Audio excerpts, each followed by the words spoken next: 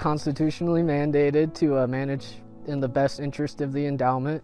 And in this case, the best interest would be to salvage the trees, get any remaining value that's left of all this dead and dying timber, and then also a big step and a big part, which a lot of people forget, is we need to reforest. Where we first started the salvage was sad. I mean, just total devastation as far as you could see. There wasn't a green needle, a green blade of grass. There was nothing. Let's get some value out of it. Let's salvage it. Let's get it planted and let's start over. That's the right thing to do.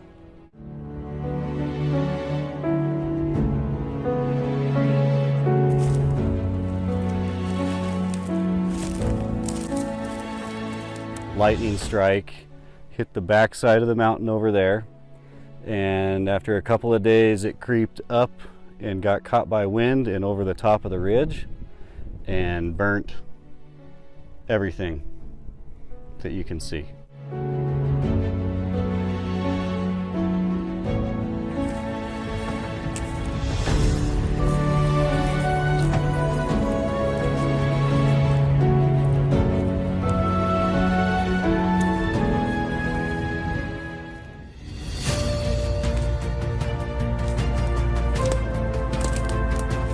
We would like to try to thin the fire risk down and create an environment where we can actually have a fire that can go through this area but not enter into the canopy or the stand. The wildfires are going to ignite.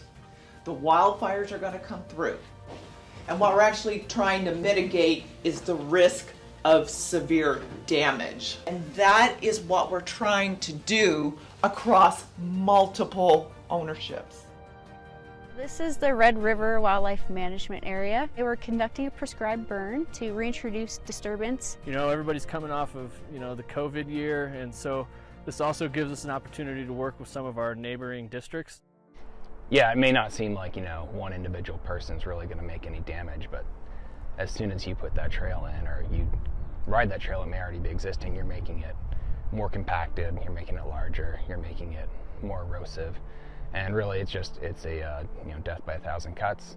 And the way it continues going, it just gets worse and worse, and to the point where it's no longer sustainable, and it's a negative impact on the land.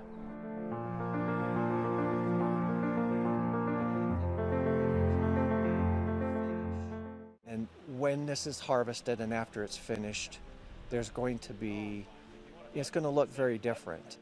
And for us, it's a short-term thing we do to bring about a new forest. But in time, as the forest regenerates and comes back, it will look better and it will be healthy.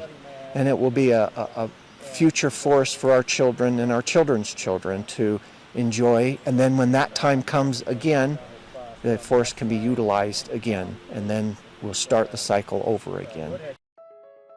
Resources across the northern Rockies and across the west have been stretched thin.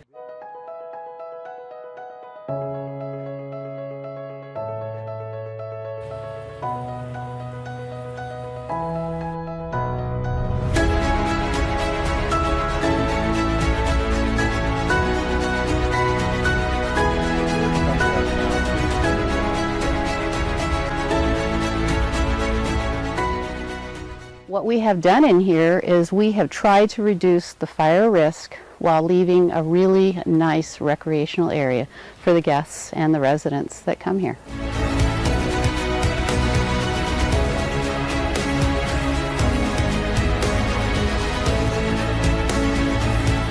It's basically breaking down all the top nutrition, the top fuels on the soil, and it makes it so that you can get to the actual soil and you're able to plant those roots a lot better.